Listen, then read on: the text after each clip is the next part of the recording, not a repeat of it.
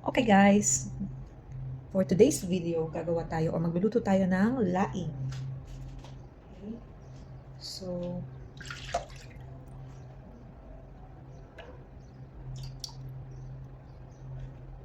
dahil, ayan, meron tayong dalawang lata ng coconut cream, isang coconut cream at isang coconut milk. So, ilalagay na natin ang ating sibuyas. Ayan. Then ang ating bawang.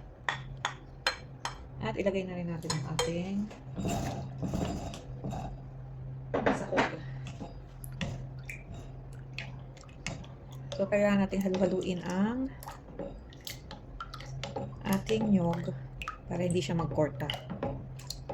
Yan ang nakasanayan namin no, mga bata pa kami.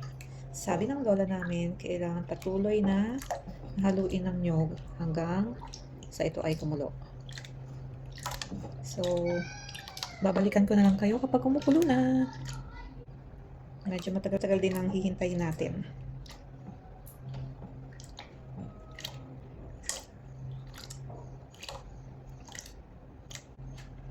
Ayan, habang inaantay natin, pwede na natin lagyan ng konting asin.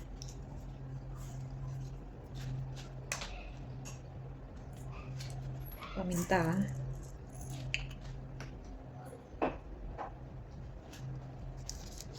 At ng pork cubes. Yan, pampalasa. So, tuloy-tuloy lang ang paghahalo. Yan, kapag kumulong-kumulo na, o kulong-kulo na, pwede na natin ilagay yung laing. Ayan, kumukulo na po siya.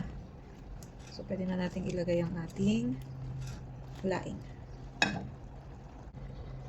So, ito po, ilalagay na natin ang ating laing.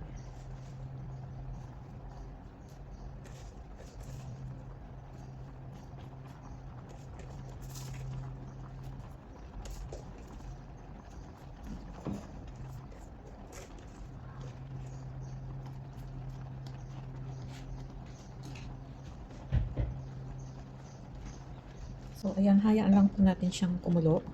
Pero, binawasan ko na yung apoy. So, sa mahinang apoy. Tapos, tatakpan po natin.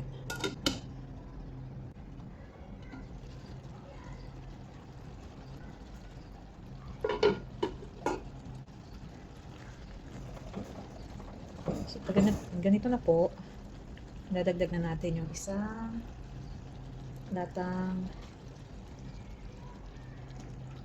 coconut cream. So, pwede na natin ilagay ang ating sili at ang ating shrimp.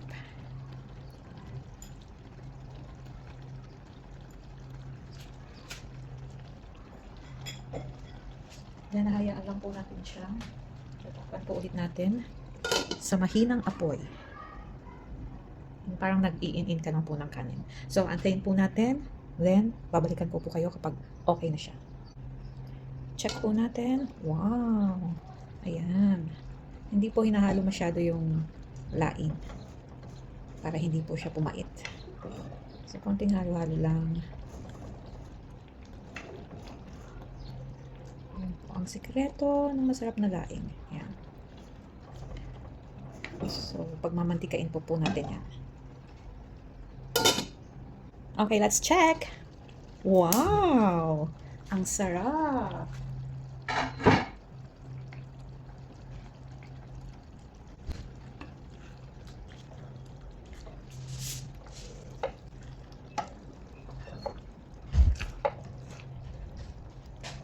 So, titikman na natin. Let's check. Wow! So, ayan. So, bali dinagdagan pa natin siya ng isang pork cubes at konting patis.